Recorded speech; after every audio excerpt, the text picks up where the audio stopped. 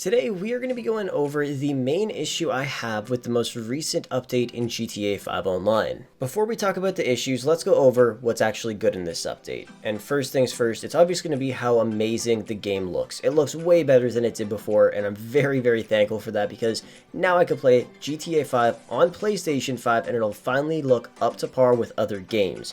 And then of course the small little things like changing what fire looks like and what the tire smoke looks like, that stuff looks awesome, and of course the new paint jobs are pretty cool as well.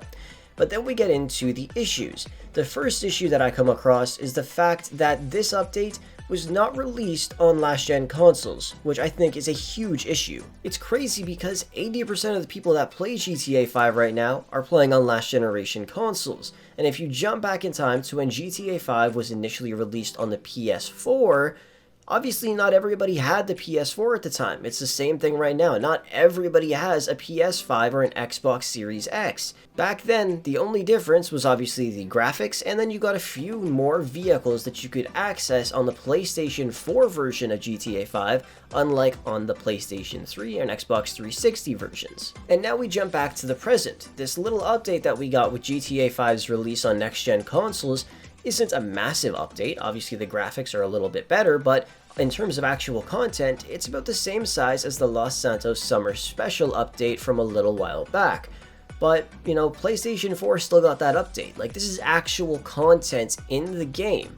And people playing on PS4, like I said, like 80% of the people playing on last-gen consoles can't access any of this. They could just sit there and watch everybody that has a PS5 or an Xbox Series X use this content.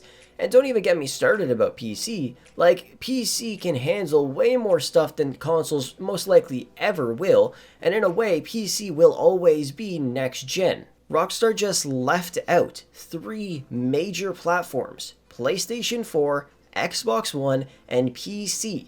That is where 90% of their players are playing right now. There is a very small fraction of people that are playing GTA 5 on PS5 and Xbox Series S or X, and it confuses the hell out of me for why they decided it was a good idea to just release the content onto PlayStation 5 and Xbox Series X. It does not make any sense to me. That's obviously one of the issues I have with this update. Then there's some other ones, like for example what you see on screen, the Fister Astron Custom. This pissed me off so freaking much. I don't understand why Rockstar decided that this was a good idea. Like, when you think of a custom vehicle in GTA 5, you think of bringing a car to Benny's and then upgrading it to the custom version. Like, for example, the Buccaneer Custom, the Elegy Retro Custom, the Comet Retro Custom, the Itali GTB Custom.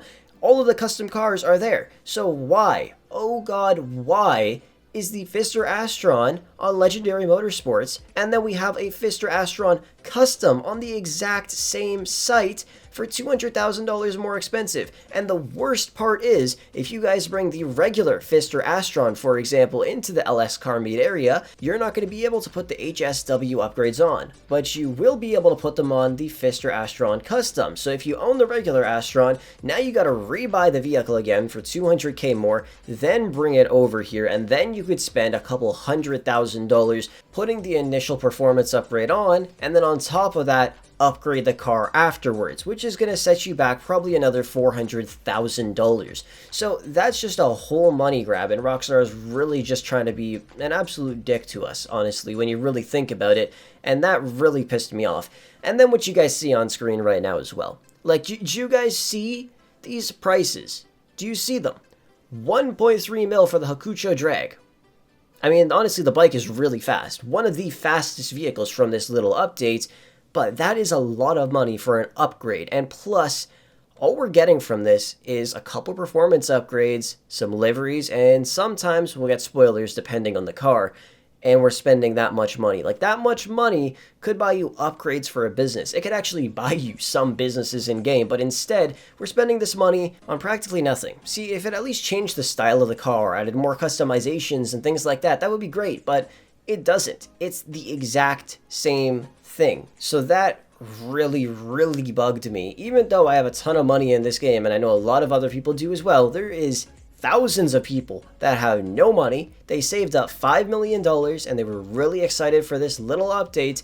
They jump into the game and they realize, wow, all of their money is going to disappear and all they're going to get is a car with a little bit better performance. Some of the cars are actually improved a lot, like the S95, but then there's other cars like the Pfister Astron Custom, which barely gets any improvement at all. It's practically the exact same as the regular Astron. I literally did a test on it, and that video is going to be coming out tomorrow, so stay tuned for that.